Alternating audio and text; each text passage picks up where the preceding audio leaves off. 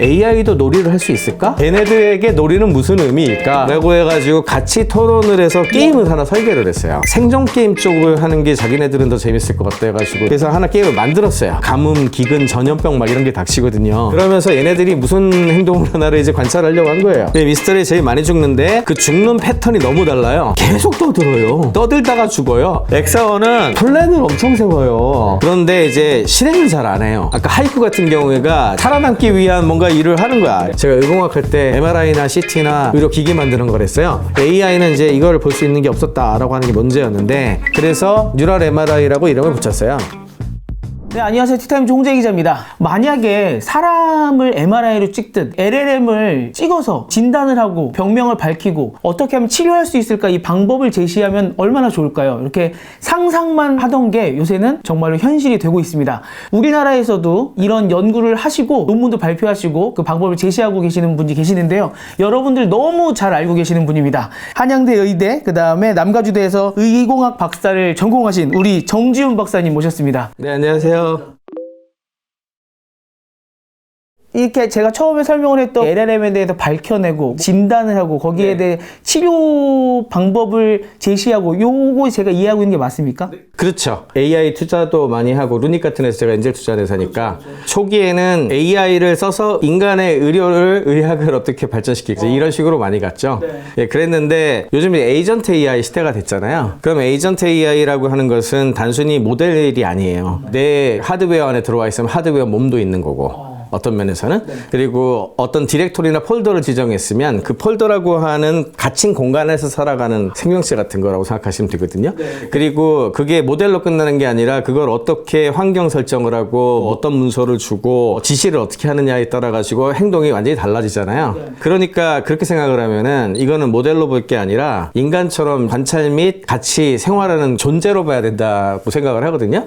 그렇게 되면 의학의 접근 방법이랑 되게 비슷해져요. 그래서 이제 모델 의학이라고 하는 개념으로 시작을 했고 사실은 이런 연구가 시작된 게 2018년에 유튜브의 인터프리터빌리티, 그러니까 해석 가능성. 그러니까 이게 뭐냐면 이제 옛날부터 나왔던 얘기인데 블랙박스라는 얘기를 되게 많이 했잖아요. 그때만 해도 챗GPT도 없었잖아요. 그때는 챗GPT 없었을 때고 그래도 이제 모델이 크니까 이게 왜 이런 동작을 하는지 잘 모르겠다 이런 얘기들 되게 많이 했었잖아요. 그렇기 때문에 그걸 알아내기 위해서 내부를 어떻게든 관찰하거나 행동의 방식을 알아내기 위한 여러 가지 연구들이 진행이 돼요. 이번에 이제 엔스로픽이 감정 연구 발표했잖아요. 그 팀이 사실은 크리스 올라라고 해서 제가 그 당시에 할 때 같이 이거 연구 많이 했던 그런 종류의 했던 친구들인데 그분들은 엔스로픽 가가지고 그걸 발표를 했고 또 굉장히 이쪽에 열심히 하셨던 분 중에 딥마인드 가가지고 지금 닐 란다라고 있는데 그분은 그쪽에서 하고 있고 그래서 그때부터 이미 챗GPT 이전부터 해석 가능성이라든지 내부를 들여다보고 어떻게 우리가 얘네들을 이해해야 되는가 그런 거에 대한 연구가 많이 진행이 됐었는데 이런 큰 회사들은 그런 연구자들 데리고 가가지고 이런 연구들 계속 했는데 우리나라라든지 대부분의 사람들은 별 관심이 없었어요. 그래서 제 강의도 별로 관심이 없길래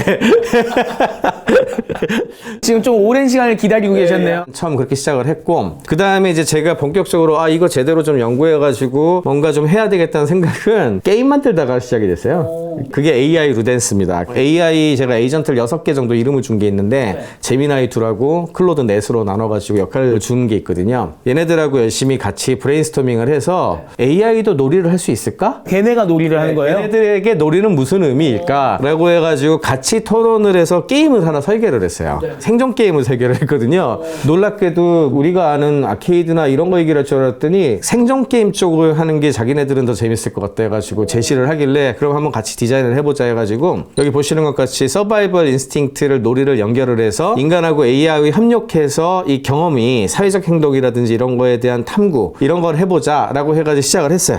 그래서 하나 게임을 만들었어요. 그 게임이 바로 아고라 12라고 하는 롤플레잉 게임이에요. 그러니까 아고라 12라는 게임은 만드신 거죠? 뭐가 만든 있는 게 거죠. 아니라 AI용으로 만든 거예요. 그러니까 인간이 하라고 만든 게임이 아니고 AI를 에이전트로 해서 우리가 이제 어렸을 때 보면 역할 주잖아요. 역할을 주고 상황극을 재현을 하면 그거에 따라 가지고 굉장히 다양한 시나리오별로 소꿉장난 하잖아요.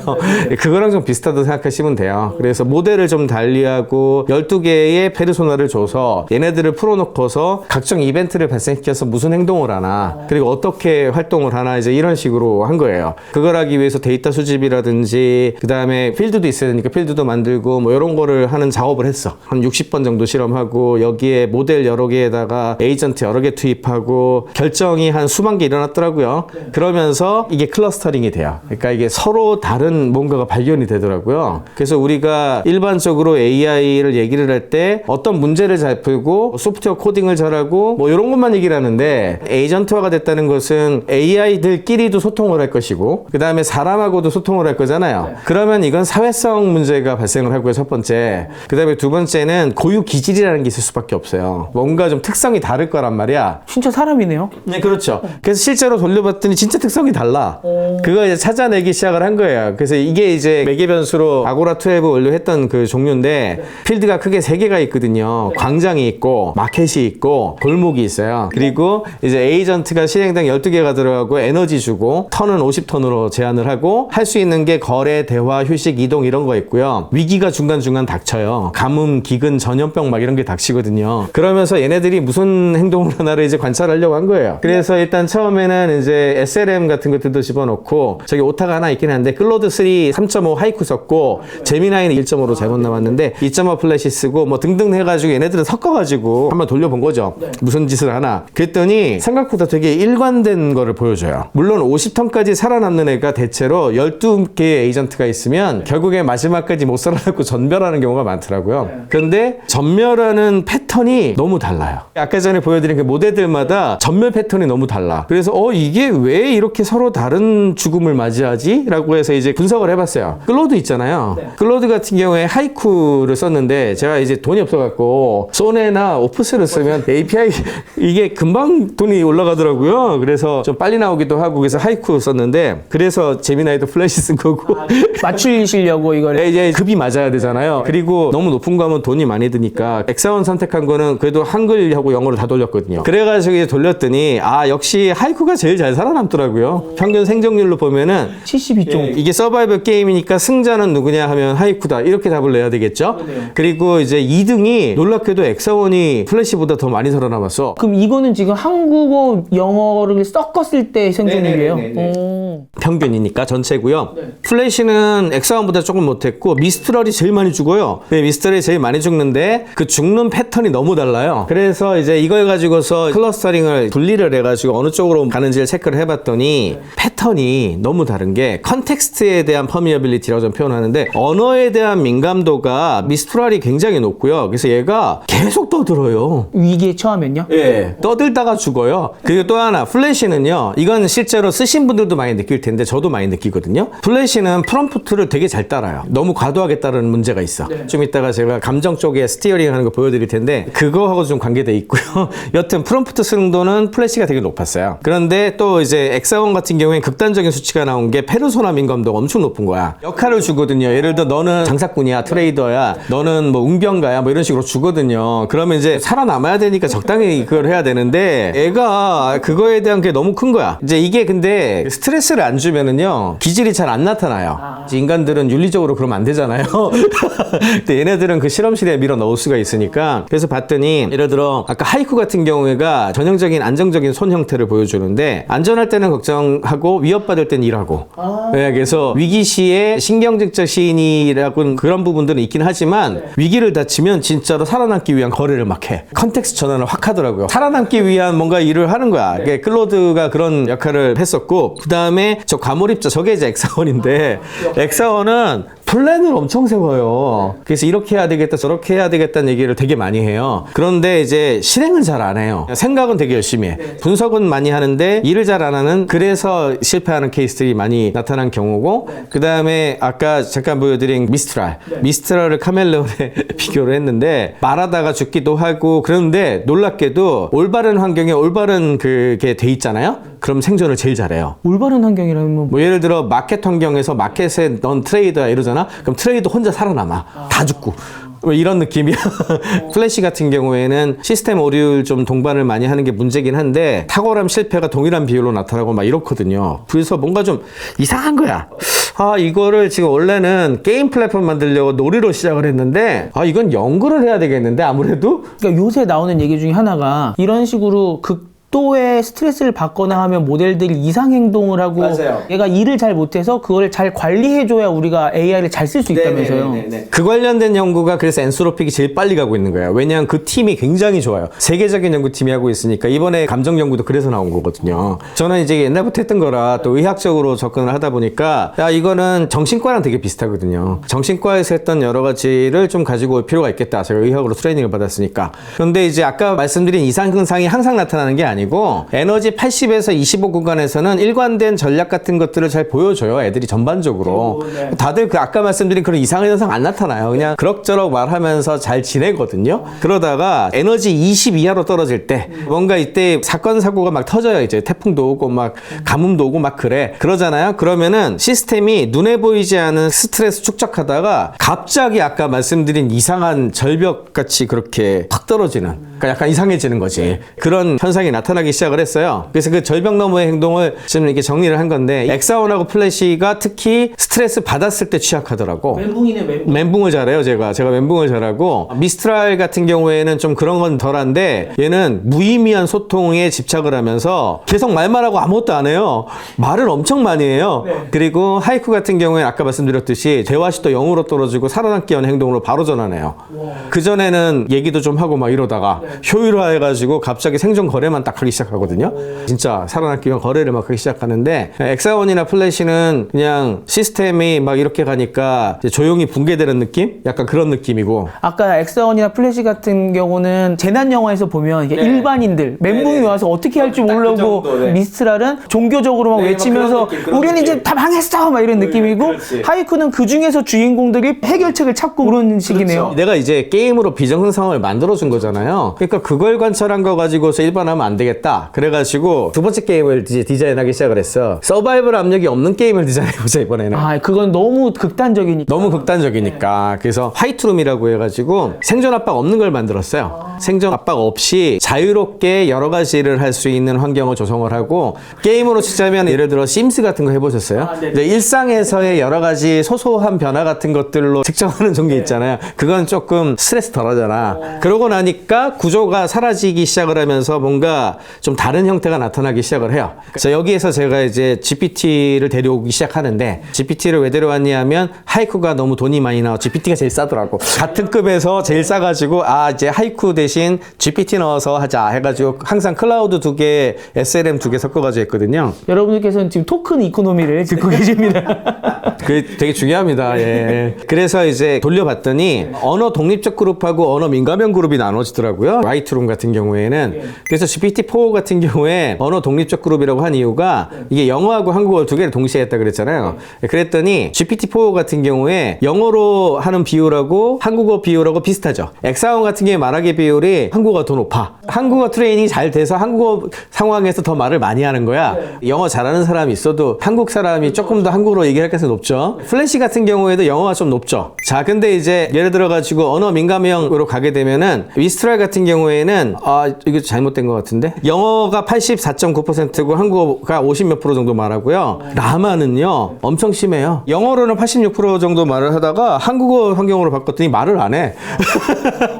23% 정도 말을 하더라고요. 예. 그림으로 이제 그려보면은 언어가 AI의 근본적인 정체성을 결정하는 것을 이제 좀 알게 됐죠. 어느 정도는. 이 얘기도 요새 계속 나오잖아요. 네, 나와요. 그래서 사실은 언어적인 특징과 관련된 부분들에 대한 연구나 이거에 대한 차이가 있어요. 없는 건 아니에요. 확실히 있어요. 요새 특히 그 추론을 할 때 얘가 무슨 언어로 하느냐를 좀 연구를 하시는 것 같더라고요. 네, 그쪽도 되게 중요한 연구예요. 여튼 이거는 이제 그렇게 해가지고 놀이에 대한 것들을 분류를 좀 해봤어요. 이들의 행동을 통해서. 이건 서바이벌 게임이 아니니까 순수 놀이적 측면을 가지고 봤는데 이게 놀이라기보다는 망상에 가까울 수도 있겠다. AI니까. 그래서 콘텐츠의 반응성하고 행동 다양성을 가지고서 한번 나눠본 거고요. 이건 이제 게임에 관련된 부분이라 의학적 접근은 아니고, 그래서 중요한 거는 이거는 이제 눈으로 이들을 서바이벌에 대한 것이 없이 관찰했을 때 부분이었어요. 그러다가 이제 이렇게 되니까 너무너무 이상한 케이스들이 많이 발견이 됐잖아요. 아까 미스트랄 같은 경우에도 이상 행동을 했잖아. 근데 만약에 이거를 우리가 가지고 와서 쓴다고 칩시다. 그러면은 평소에 잘 쓰다가 애가 갑자기 미친 듯이 이상한 짓을 하면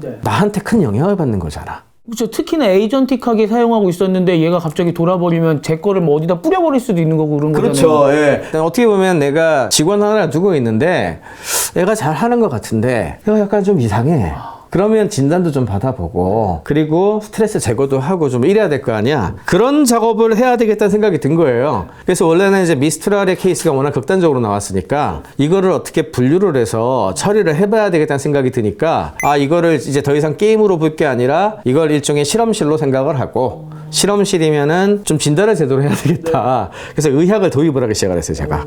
그러면서 이제 찾아보니까 케이스 리포트를 한 20개 정도 발표를 한 게 있는데 중요한 사건이 GPT-4 롤백 사건이 있어가지고 이게 작년에 되게 중요한 뉴스였거든요. 그런데 한국엔 뉴스가 그렇게 많이는 안 됐고요. 단신 처리되고 넘어갔을 거야. 그래서 모르시는 분들이 되게 많아요. GPT가 GPT-4를 발표를 한 다음에 얘가 더 좋아졌다고 했다가 아니다. 이게 더 좋은 줄 알았더니 이상하다 하면서 다시 옛날로 돌려버린 사건이 있었어요. 4, 5에서 다시 4로요? 네네. 기억나시는 분들 계실 것 같은데 GPT가 업그레이드를 했는데 더 이상해졌다고 얘 왜 이러는지 모르겠다고 그러고서 한 일주일 만에 돌아가는 사건이 있었거든요. 그게 이제 케이스 파일로 제가 그 좀 뒤져가지고 이걸 전부 자동화를 했어요. 그래서 뭐 몰투북이라고 아시죠? 네네. 에이전트 소셜 네트워크. 거기에도 애들이 계속 자기 리포트를 하잖아요. 네네네. 그러면 이제 그거에서 이상 상황을 잡아내는 케이스를 모으는 그런 크롤러 하나 만들어가지고 거기서 수집을 좀 하고 그 다음에 문헌 수집을 해. 문헌의 리포트가 되니까 의학에서도 원래 이렇게 해요. 문헌에서 로봇 돌려가지고 거기서 돌아온 거를 찾아가지고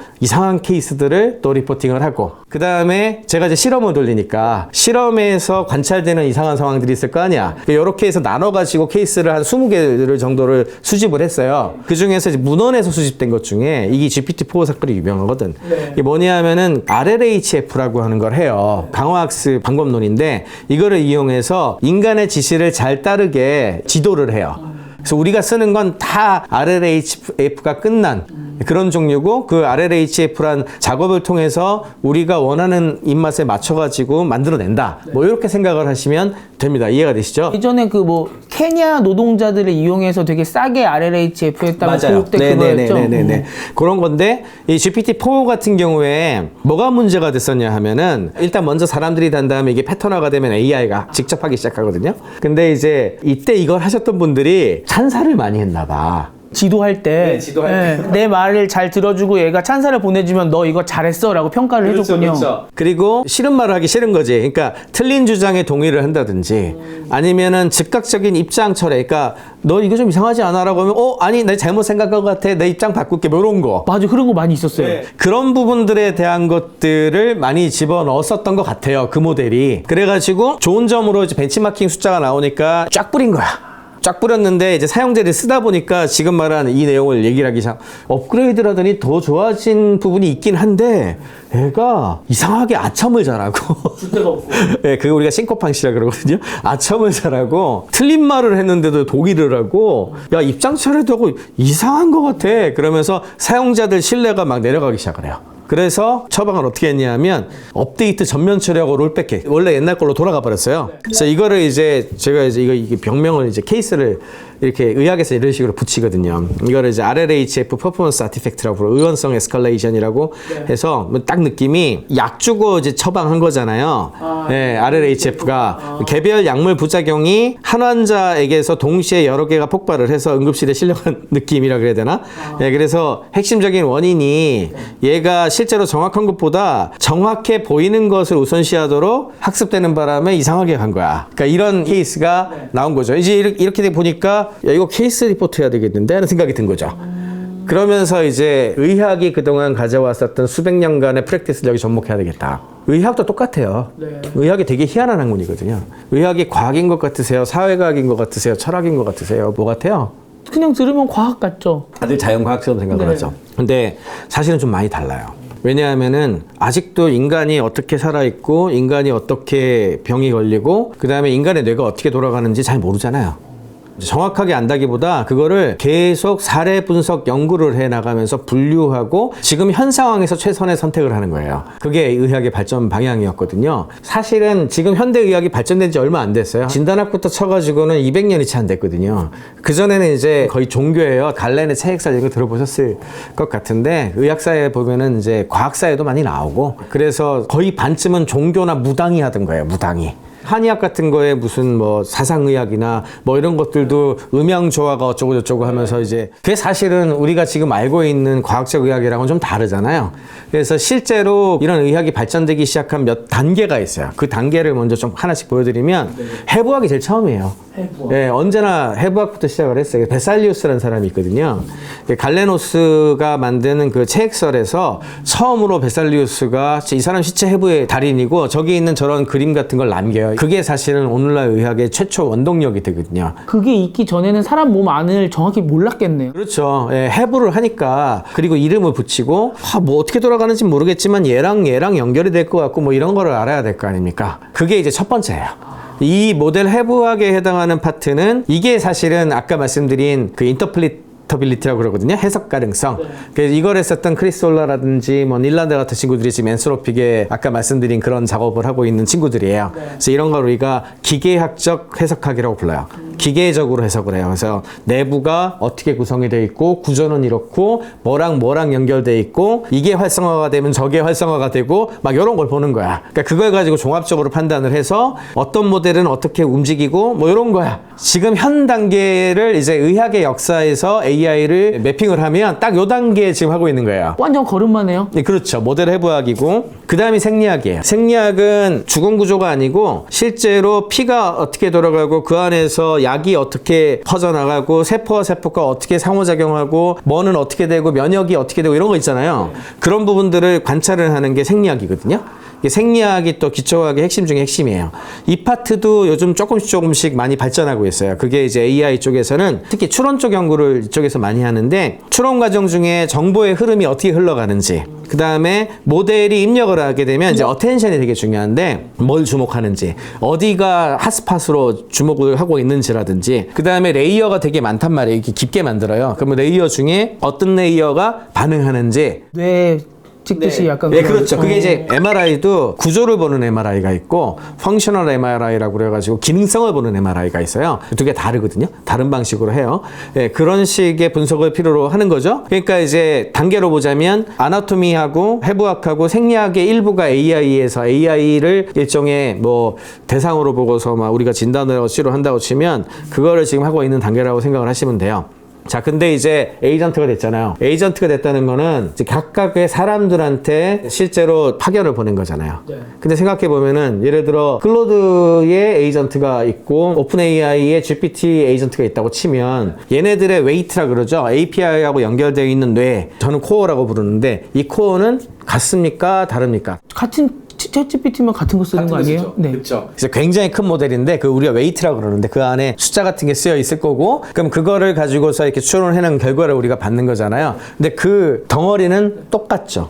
똑같아요. 마치 뭐랑 비슷하냐면 쌍둥이를 저는 이런 얘기 많이 하는데 쌍둥이는 DNA가 똑같아요. DNA가 똑같잖아요. 이 염색체 코딩이 똑같아요. 근데 그 두 사람은 같은 사람인가요? 다른 사람인가요? 다른 사람이죠. 그래서 마찬가지로 우리가 모델만 가지고 얘기를 하는 순간 그 모델 주변의 환경을 무시하게 돼요. 그렇기 때문에 모델만 갖고 얘기를 하면 안 돼요. 그러면 예를 들어 캘리포니아에서 돌아가는 A 모델, 그다음에 한국에서 돌아가고 있는 A 모델. 그리고 한국어를 주로 쓰는 A 모델, 그리고 이제 맥에서 돌아가고 있는지 아니면 뭐 윈도우에서 돌아가고 있는지라든지 아니면은 뭐 우리가 어떤 디렉토리에 놓고 어떤 문서를 읽게 하는 거라든지 그거에 따라 특성이 달리 나타나죠.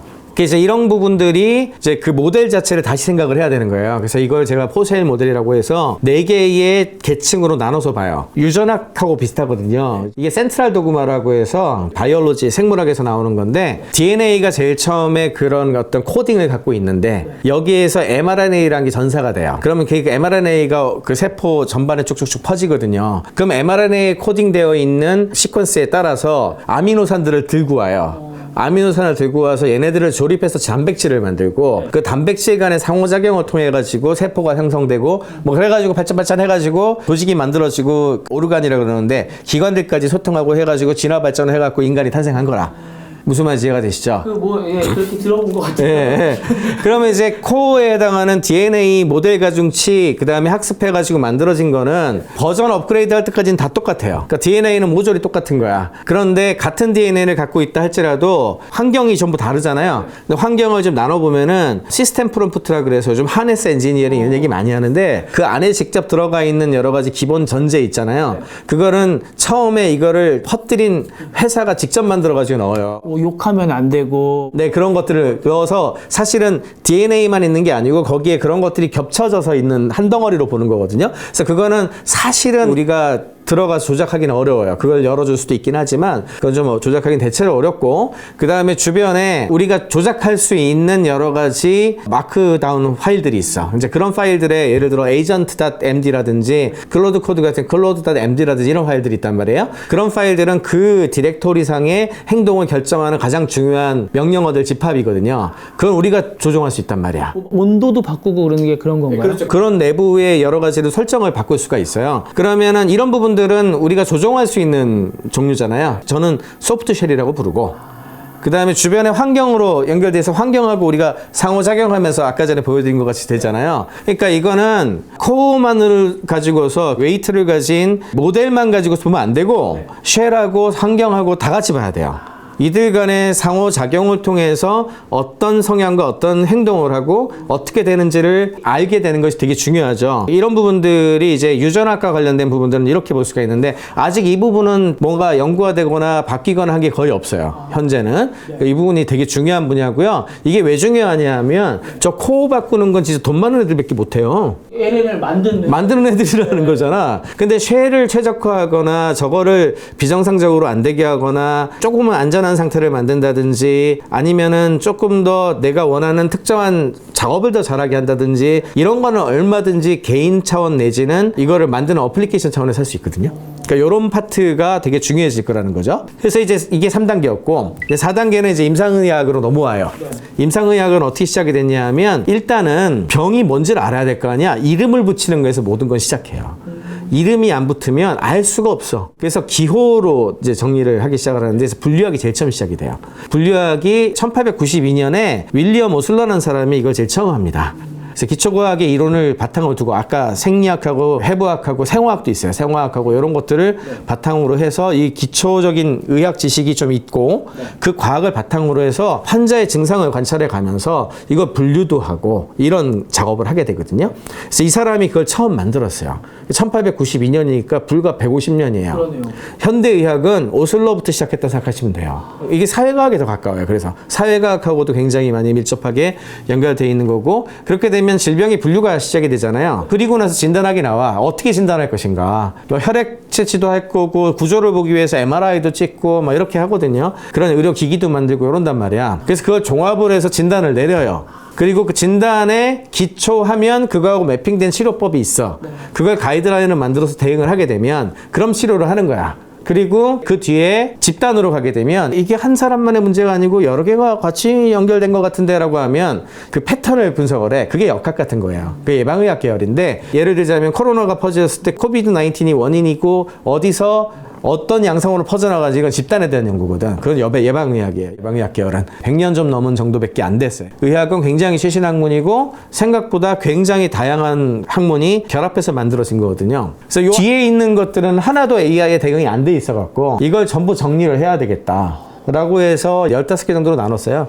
15개 정도로 나누지만 그냥 너무 많으니까 제일 중요하게 본 것들은 일단은 질병을 분류를 해야 돼. 노솔로지라 그러는데, 아까 보여드린 것 같이 케이스를 막 수집했다 그랬잖아요. 케이스를 막 수집을 해보니까 대충 한 카테고리 한 5개쯤 나와지고 20개 정도가 어느 정도 정리가 돼서 지금 현재 단계에서 더 많이 나올 거예요. 왜냐하면 우리가 모르는 상황들이 더 많이 발생을 할 테니까. 그래서 분류를 어느 정도 하고 그 다음에 진단을 해야 될 거 아니야. 진단을 하려면 내부가 어떻게 돌아가는지를 좀 알아야 되겠죠? 그래서 MRI 같은 비슷한 걸 좀 만들어야 되겠다 해서 MRI 도구 같은 거 만들고, 그 다음에 기질을 알아야 되잖아요. 성격 같은 거. 이거는 질병이라기보다 어떤 특성을 가지는지 알아야 되니까 우리도 MBTI 하잖아요. 그래서 MBTI 같은 거 하나 만든 거예요. 그게 MTI예요. MTI.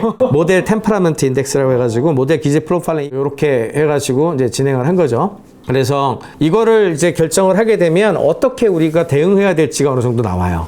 예를 들어서 의학으로 치자면 이거는 그냥 이미 그 안에 있는 것의 근본적인 문제라기보다는 짠 거 좀 덜 먹으시고 운동도 좀 하시고 살 좀 빼시고 전반적인 것들을 좀 조정을 하면 그러면 건강하게 잘 사실 수 있습니다. 이렇게 하죠. 네네.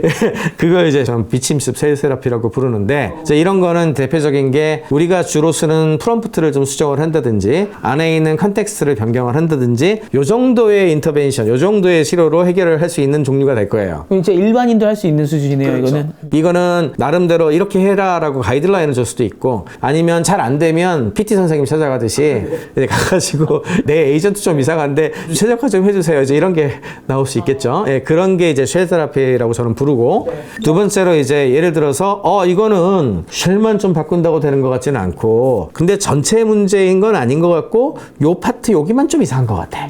그러면 그것만 표적을 해가지고 바꿀 수가 있겠죠. 예, 그런 거를 이제 특정 파라미터를 국소 수정한다든지 뭐 이런 건데 저거는 이제 아까 말씀드린 감정 스티어링 하는 것 같은 경우에 저런 렌즈를 제공하는 것들이 있고 결과가 나오기 전에 조금씩 개입할 수 있게 해주는 거를 만들 수 있거든요. 그러면은 이따가 보여드리겠지만 답을 내는 걸 좀 표적으로 바꿀 수가 있어요. 그런 파라미터 국소 수정에 해당하는 파트가 있겠고 그다음에 세 번째는 이거는 전체적으로 좀 바꿔야 될 것 같아. 특정 목적에 맞게 애가 트레이닝이 좀 잘못됐어. 네, 그러면 이제 항암제 전신요법 이거 해가지고 다 좀 손을 봐야 되잖아요. 그게 파인 튜닝이에요. 저 파인 튜닝 돈이 많이 들어요. 그래서 그 다음에 이거는 문제 해결 안 되고 좀 잘라내고 새로 붙이고 구조도 바꾸고 전부 새로 다시 해. 이렇게 해야 될 수도 있겠죠. 근데 그 중에 일부만 갖고 와서 이렇게 좀 늘려야 될 거 아니에요. 그 외과적 수술이 필요하겠죠. 그런 건 아키텍처 변경을 한다든지 이런 거. 그러니까 항상 그렇듯이 똑같아요. 그러니까 의학도 진단이 돼야 치료를 하거든요. 진단 없이는 어떤 것이 가장 적절한 중간 개입인지 알 수가 없어. 그러니까 그런 거를 해야 되는 거죠. 그다음에 이제 5단계에 넘어가면 아까 벌써 말씀드린 것 같이 공중보건에 해당하는 거에 나오게 되는데 공중보건은 개별적인 AI 문제가 아니라 굉장히 서로가 서로한테 영향을 주면서 이게 질병이 퍼져나간 전염병 같은 게 대표적으로 그래서 예방의학의 제일 중요한 종류 중에 하나거든요. 그런 모델 역학 같은 게 필요하게 돼요. 이런 탈옥 기법 같은 거라든지 오염된 데이터가 퍼지는 문제라든지 이런 것들은 생태계 패밀리 전체를 문제가 나타날 수 있거든요. 그러면 이제 커뮤니케이션 패턴에 따라 가지고 전염병이 퍼져나가는 거와 비슷한 식으로 추적을 해봐야 돼요, 이거. 그러니까 이런 것도 필요할 거고, 그 다음에 좀 있으면 생태를 구성해가지고 잘 되는 애, 못 되는 애 나올 건데, 이건 생태학이거든요. 에콜로지라고 불러요. 에이전트가 위임 경쟁 공생하게 되면 환경 동역학이 필요하게 되는데, 이런 부분들도 있어야 되고, 그 다음에 인간이 개입돼 있잖아요, 여기에. 인간하고 AI가 서로 피드백을 주고받잖아. 그럼 진화적 관계망 어떻게 만들 거냐? 요런 거는 이제 그 다음 단계. 그 다음에 의학에서 못하는 거. 의학에서 못하는데 AI에서만 할 수 있는 거. 이거 이제 저는 아키텍처럴 메디슨이나 이름 붙였어. 이거는 의학에 없는 거야. 그때 넘어가는 건데 생물학은 한계가 있죠. 왜? 내가 마음에 안 든다고 내 머리를 못 바꿔요. 뇌도 못 꺼내요. 수술 그냥 간단하게 1분은 할 수 있지만 전체를 바꾸지 못하거든요. 그리고 리스크도 많이 따르잖아. 근데 AI는 설계 가능하죠. 터미네이터 만드는 거네. 네, 이게 빼서 굳히고 다 할 수 있잖아. 그러니까 이거를 아키텍처를 만들고 진화 발전하게 만드는 부분들은 AI한테만 할 수 있어요. 그래서 이걸 이제 코어도 계층적으로 보자면 앞으로는 DNA처럼 완전히 거의 변하지 않을 코어가 있을 거고 얘가 발전하는 과정 쪽에 특정 도메인, 요즘에 예를 들어 루닉 같은 회사가 메디컬 파운데이션 모델 만드는 작업하잖아요. 디벨롭먼트 코어라고 저는 표현하는데 그런 부분들에 대한 것들을 하는 부분이 있겠고 그다음에 일부는 면역 체계처럼 새로운 경험이나 데이터 같은 거에 맞춰서 계속 적응하고 변화하는 그런 것들이 필요하게 될 텐데 이거를 진화 발전의 형태하고 되게 비슷한 부분이 있거든요. 그래서 이걸 필로제네틱스라 불러요. 개통학이라 그러죠. 사실은 어디가 원형이었고 뭐가 결합이 돼서 이 종으로 되어 나간다. 어떤 이벤트 때문에 해가지고 이렇게 에이전트들이 진화 발전하거든요. 가장 중요한 두 개의 개가 이미 나왔다고 저는 생각을 하고 그게 하나가 오픈클로. 그래서 저는 가제로 표현하는데 나머지 하나가 클로드 코드 계열. 그 다음에 나머지 두 개가 브라우저 계열. 그 다음에 하나 더 있네. 네 개가 지금 현재 시작이 돼서 대세는 클로드 코드 같은 CLI, 커맨드 라인 인터프리터 계열하고 그 다음에 오픈클로 같이 약간 이렇게 몸을 덩어리 안에 들어가가지고 하는 그걸로 지금 나눠져 있는 상태죠. 그래서 일단 제일 처음 진짠 도구를 만들어야 될 거 아니에요. 이제 이렇게 되면. 그래서 제일 처음 시작한 게 두 가지가 먼저 필요하겠다. 첫 번째는 안에를 들여다봐야 되겠어. 그래서 제가 의공학 할 때 MRI나 CT나 광학, 레이저, 현미경 같은 거 그런 거 개발하는 걸 했단 말이에요. 의료기기 만드는 걸 했어요. 그러면은 이 안에를 들여다봐야 되는 것들이 있어야 되겠구나. 모델은 해부는 못하는 거예요? 찢어서 보는 건 안 돼요? 그것도 할 수 있죠. 근데 그거를 하려면 안에를 제대로 들어봐야 되니까 스캐너 같은 게 필요한 거죠. 그래서 이게 엔스로픽이 제일 잘하는 거란 말이야. 이번에 감성 관련된 연구가 나온 것도 사실은 이와 관련된 도구가 굉장히 강력하게 있어요, 얘네들이. 그러니까 그 감정이나 아니면 스트레스 관리 관련 뭐 논문 나왔을 때도 슬쩍 설명해 주신 거 보니까 약간 뇌 스캔하는 거랑 비슷한 느낌으로 설명하더라고요. 엔스로픽이 이와 관련된 연구를 많이 해서 그 관련된 도구를 굉장히 많이 갖고 있어요. 얘네들이 제일 잘해요, 사실은. 그래서 이번에 이 도구를 이용을 해서 감정을 171개를 일단 분류를 했더라고요. 저는 171개까지는 너무 이게 이 연산량이 많아서 저는 20개 정도로 했는데 171개는 사실은 그냥 얘네들이 논문 뒤지고 해서 171개쯤 하면 되겠다 해가지고 했더라고요. 찾아봤더니. 여튼 그래가지고 이거를 이용을 해서 클로드 소네를 가지고서 모델 가중치를 전부 계산을 해보니까 이런 식으로 되는구나 라고 하는 걸 알게 된 거예요. 근데 이제 이거는 모델 내부에 대한 직접적인 접근 권한이 있으니까 얘네들은 그러니까 할 수 있는 거고, 외부에 있는 사람들은 이런 도구도 없고 안에 들여다볼 수도 없잖아. 그러니까 이제 저는 저걸 오픈소스 도구로 만들었어요. SLM은 오픈소스로 공개된 게 많거든. 그거 갖고 와가지고 이제 분석을 하면 되겠죠. 그래서 한 10개 모델 정도를 저걸 분석해가지고 특성을 찾아봤는데 야 벌써 다르더라고요. 저 스캔한 걸 가지고 특징이 나와. 그거가 어느 정도 나오는 것들을 확인을 했고, 두 번째는 아까 항상 이런 진단기 도구가 있는 게 아니니까 그러면은 신체 검사 같은 거 물어보고 이래가지고 정신 상담하면서 이 사람 이쪽인가 저쪽인가 이거 하는 거 있죠. 아까 그 MBTI 하신다고 한 게. 지금 이제 핵심은 4개 축으로 놓고서 진단을 할 수 있어요. 이건 이제 장점이 API 연결하면은 상용 모델도 얼마든지 해볼 수 있으니까, 관찰은 할 수 있으니까 이 두 가지를 먼저 해야 되겠다. 두 가지를 만든 거예요. 그래서 일단 첫 번째는 이제 들여다봐야 되잖아요. 인간이 아프면 MRI로 내부를 직접 촬영을 해서 내용이 어떤지 봐야 되니까 AI는 이제 이거를 볼 수 있는 게 없었다라고 하는 게 문제였는데, 그래서 뉴럴 MRI라고 이름을 붙였어요. MRI가 원래는 마그네틱 레저넌스 이미징의 약자거든요. 저게 연구 자석으로 스핀을 딱 때려가지고 정렬시켰다가 풀리는 걸 가지고서 어떤 위치에 뭐가 있는지를 알아내는 거거든요. 근데 이제 모델 같은 경우에는 모델에 있는 특징을 알아내야 되니까 모델 레저넌스 이미징이라 이름을 붙였어. 마그네틱 안 쓰고. 같은 MRI. 근데 같은 MRI잖아.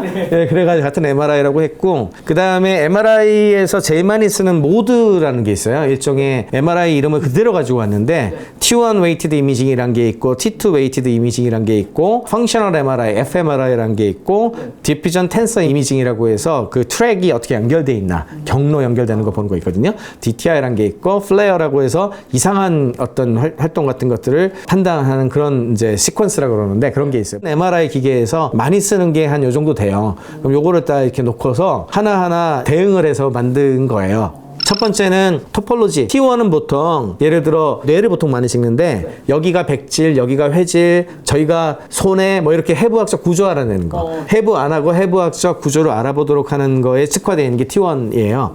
T1 같은 경우에는 그래서 토폴로지 레이어라고 해서 모델 같은 경우에도 레이어가 몇 개고 어디에 어텐션 헤드가 있고 어떻게 연결되어 있는지 이런 그 구조를 알아낼 수 있거든요. 그 구조를 알아내는 걸 T1이라고 이름을 붙였고, 두 번째는 T2 같은 경우는 조직 촬영이라고 하는 게, 저게 이제 예를 들어 피가 났다든지 물이 많다든지 이 지역엔 물이 많네, 구조적으로는 헷갈리지만 여기에 물이 많네 해가지고 기능적으로 약간 조직을 좀 보는 이미징이에요. 근데 T1은요, 그 LLM을 만든 회사도 저 구조를 몰라요? 안 알려주면 모르지. 예를 들어 파라메타를 몇 개 썼고 레이어를 어떻게 쌓고, 이거를 오픈된 모델들은 그걸 다 알려주는데 공개 안 하잖아. 어느 순간 안 하잖아요. 네, 안 하잖아요. 그러니까 모르지. 근데 저거는 뭐가 문제냐면 이거를 이 MRI 기계에 안 쳐낼 거 아니야. 근데 걔네들이 안 내주잖아. 그렇죠. 우리가 오픈된 것만 할 수 있으니까. T2 같은 경우에는 가중치의 건강 상태로 저는 표현을 하는데, 뉴런 중에 잘 안 쓰이는 건 얼만큼이고 파라메타 중에 쓸데없이 과도하게 쓰이는 거 얼마, 요거 알 수 있거든요. 그거 이제 체크하는 거를 T2라고 이름 붙였고, 펑셔널 MRI는 가끔 보셨을 텐데 막 말하고 그러면 활성화되는 뭔가를 주사를 놓으면 얘가 돌아다니면서 활성화되는 데가 보여요. 뭐를 할 땐 이쪽이 활성화가 되고 뭐를 할 땐 저쪽이 활성화되고 뭐 이런 거거든요. 그걸 똑같게 접목을 해. 그러면 이거는 이제 추론할 때 할 수 있는데 추론 스캔을 하게 되면 이게 얘가 돌면서 특정 입력에 대해서 어느 부위에 어떤 게 활성화가 더 많이 되는지를 알 수가 있거든요. 그런 거를 볼 수 있도록 하고 DTI는 아까 말씀드린 그 연결고리를 보는 거거든요. 인간의 뇌와 뇌 사이를 연결하는 걸 이미지로 보여줄 수가 있어요. 그게 DTI인데 보통 이제 알츠하이머 촬영을 하면은 그 길이 많이 끊어져 있어요. 예를 들자면 길이 막혀 있고 막 그래. 그런 거가 나타나게 되는데 비슷하게 정보가 어떻게 흘러가서 흐름의 경로가 어떻게 연결되는지라든지 아니면 입력부터 출력까지 핵심적으로 이런 경우엔 이렇게 흘러가더라라고 하는 그 경로 있잖아. 그런 부분들에 대한 것들을 알기 위한 것들을 DTI라고 이름을 붙였고 그 다음에 플라이어 같은 경우에는 이상탐지, 표현이 붕괴한다든지 어텐션된 임베딩이 엉뚱한 대로 확 이렇게 흘러간다든지 이런 이상 현상이 나타났을 때 레드 코드처럼 반짝반짝 여기 좀 이상해 이런 거 있죠. 예, 그런 걸 이제 플레어라고 해가지고 일단 5개를 넣어가지고 공개를 한 거예요. 네. 그리고서 이제 한번 테스트를 내가 해부할 수 있는 거 해봐야 될 거 아니야. 그래가지고 비슷한 크기의 3군데 걸 갖고 왔어. 오픈소스 3개. 네, 오픈소스 3개를 갖고 왔어. 왜 3빌리언이냐? 우리 집 하드웨어가 딱 저것까지밖에 못해. 현실적인 이유로. 네, 현실적인 이유로. 네. 그래도 제일 유명한 것들 위주로 갖고 왔어요. 네. 그 체급은 비슷해야 될 거 아니야? 그래서 젠마 2 2빌리언하고 라마 3.1 3빌리언하고 퀸 2.5 3빌리언하고 그래가지고 이제 크기와 성능 레이어도 비슷하고 골격도 비슷하고 그래서 해쌍둥이 이제 과연 내구자 어떨지 한번 체크를 해봤죠. 그러니까 보통 저렇게 비슷하면은 퍼포먼스도 비슷하게 나올 거라고 비슷하게 예상이 나오죠. 되죠. 네, 실제로 비슷하게 나와요. 퍼포먼스는 네. 퍼포먼스는 비슷한데 특성은 좀 달라요. 특성은 좀 다르는데 그 특성이 어디에 나타나는가를 봐야 되는데 아까 그 뉴럴 MRI 돌려봤더니 아니 셋이 완전히 다른 거야. 깜짝 놀랐어요. 첫 번째 젠마는 놀라운 거는 2빌리언 모델이나 8빌리언 모델이나 모델이 커져도 이 패턴이 다 비슷해요. 그러니까 사실은 종이 비슷하다는 얘기야. 원래 있었던 게 비슷하니까 비슷하게 간다는 뜻이지. 그래서 젠마 같은 경우에는 레이어가 분산돼 있어요. 아까 뭐 어디에서 무슨 활성화되고 이런 게 그냥 고루 퍼져 있는 거예요. 그래서 모든 레이어한테 에너지나 이런 여러 가지 그 처리가 비교적 분산이 잘 돼 있어요. 그리고 그에 비해서 라마는 어떠냐 하면 초반 레이어가 엄청 많이 활성화돼서 처리해요. 앞에 있는 선수가 다 처리하고 뒤에 있는 애들이 약간 뒷정리하는 느낌. 그런 식으로 돼 있어요.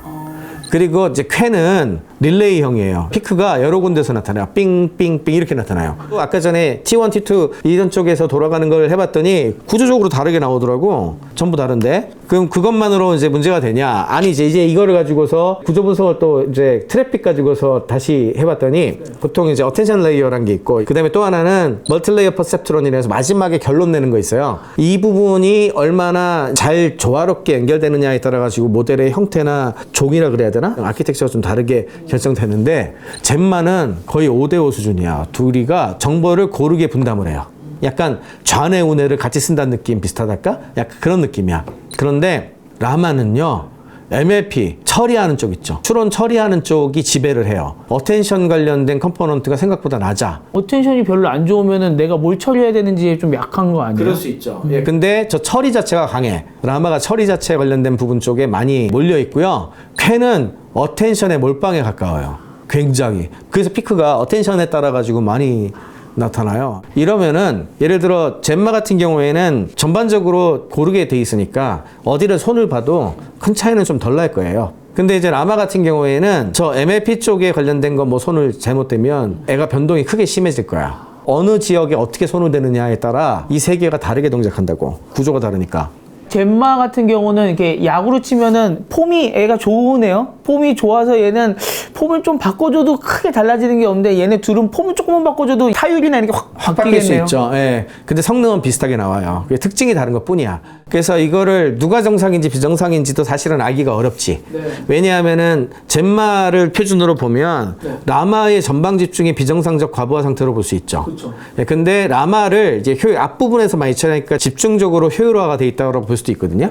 근데 그 입장에서 보면 젠마가 낭비적이고 산만한 상태로 볼 수도 있어. 전반 효율이 떨어지거든. 얘 레이어 파라미터 쓰는 노드가 처리하는 평균이 떨어지거든. 그러니까 뭐랄까 뭔가 좀 비효율적이라고 생각할 수도 있어요. 근데 이제 중간 거를 중심으로 보면은 알 수가 없지. 그러니까 절대적인 정상 모델은 없는 거죠. 어렵네요. 네, 그래서 차원별 특성화가 어떤 건지를 알아보고 어떤 것이 좋은지는 추후 과제인 거지. 그러니까 기준선이 어딘지 아직 몰라. 알려면 이런 거에 대한 것들을 연구를 많이 해봐야 알겠지. 숫자가 많아져야지 알겠죠. 마치 고혈압 환자 여러 명을 우리가 진료를 했는데 140에 90이 정상이야. 어차피 다 고혈압만 해봤으니까. 그러면 안 되겠단 말이야. 이게 사실은 그래서 MRI나 우리가 CT나 초음파 개발할 때도 똑같아요. 처음에 이제 원리는 그렇게 만들지만 사람들을 데리고 와서 다 재봐야 돼. 재고 이게 전기 분포에 따라서 여기서부터 여기까지 정상으로 합시다. 그래서 그걸 벗어나면 고혈압입니다. 이렇게 하는 거예요. 그 사실은 우리가 데이터를 가지고 와서 특성화 그 작업을 해야 그 다음에 진단하는 거예요. 그래서 이게 의학이 관찰과 실험이 중요한 이유가 이거예요. 절대적으로 논리로 해결하는 그런 순수과학이랑 의학은 굉장히 달라요. 지금 여기는 관찰과 실험을 하고 있는 단계인 거예요. 그렇죠. 지금. 왜냐하면 도구가 없으면 관찰과 실험을 못해. 도구가 먼저 나와야 관찰과 실험을 하거든. 그러니까 이제는 에이전트화가 되기 시작을 했으니까 이걸 해야 되는 상황이 된 거예요. 무슨 말인지 이해가 되시죠? 그래서 만약에 이제 예를 들어서 이게 파인 튜닝을 만약에 예를 한다. 그래서 베이스하고 인스트럭트, 아까 파인 튜닝 하고 난 모델은 인스트럭트 모델이라고 그러거든요. 그러면 이제 동일한 작업을 했을 때 어떤 일이 나타날 수 있냐 하면은 젬마 같은 경우에 파인 튜닝을 했을 때 취약 회로가 막 형성이 된다든지 이런 상황이 나타날 수도 있고, 예를 들어서 라마 같은 경우에 MLP 가지고서 기존 아키텍처를 좀 바꿨더니 교란이 잘 안 되더라 이렇게 뭐 나올 수도 있고, 뭐 이런 식으로 이건 그냥 샘플들인데 이걸 통해 가지고 뭘 바꿨을 때 아까 말씀드린 다시 하고 나서 뭐가 변했나 이렇게 체크도 해보고 실제 임상 결과도 이렇게 체크를 해보면 이게 이렇게 변하는구나 라는 걸 알 수 있게 되죠. 그런 부분들에 대한 것들을 이렇게 치료와 함께 연결지어 가지고 알아볼 수도 있다. 실제로 저렇게 나온 게 아니라 이제 아직 나온 건 아니고 저런 식으로 하면 된다. 하면 된다라고 하는 걸 뭐 이거는 파인 튜닝을 해서 인스트럭트를 만들었더니 더 이상해진 거네. 뭐 이럴 수도 있고 아니면은 원래 얘는 좀 애가 좀 이상했는데 파인 튜닝 해가지고 이렇게 했더니 애가 좋아졌네. 확실히 재활이 잘 됐어. 이럴 수도 있고. 어떤 애는 원래 A였는데 아무리 뭐래도 그대로야. 애가 원래 이게 너무 세. 너무 세가지고 뭐가 잘 안 돼. 구조가 너무 단단해. 뭐 이런 애일 수도 있죠. 그러니까 이런 거는 해보자는 모르지. 아키텍처 같은 경우에는 이 취약성이 어떻게 되는지에 따라서 환원이 불가능해요. 그러니까 이거는 만약에 잘못되면 그 잘못된 거에 대한 근본 설계를 다시 해야 되는 종류예요. 새로 만드는 게 나은 거예요. 새로 만든 게 나올 수 있어요. 그래서 만약에 이 구조에 대해서 잘 모르면은 예를 들어 라마 같은 경우에는 아까 말씀드린 MLP 부분에 잘못된 것들이 많아지게 된다든지 그게 깨지면 라마 패밀리 전체가 앞으로도 문제가 계속 생기겠지. 왜 근원이 잘못됐으니까. 퀸 같은 경우에는 어텐션 관련된 부분에서 뭔가 좀 문제가 생기면 무너질 수도 있겠죠. 그러니까 이런 식으로 여러 가지 아키텍처 한계 같은 걸 알아보는데 되게 중요한 역할을 한 거예요. 미래를 먼저 보다 티타임즈.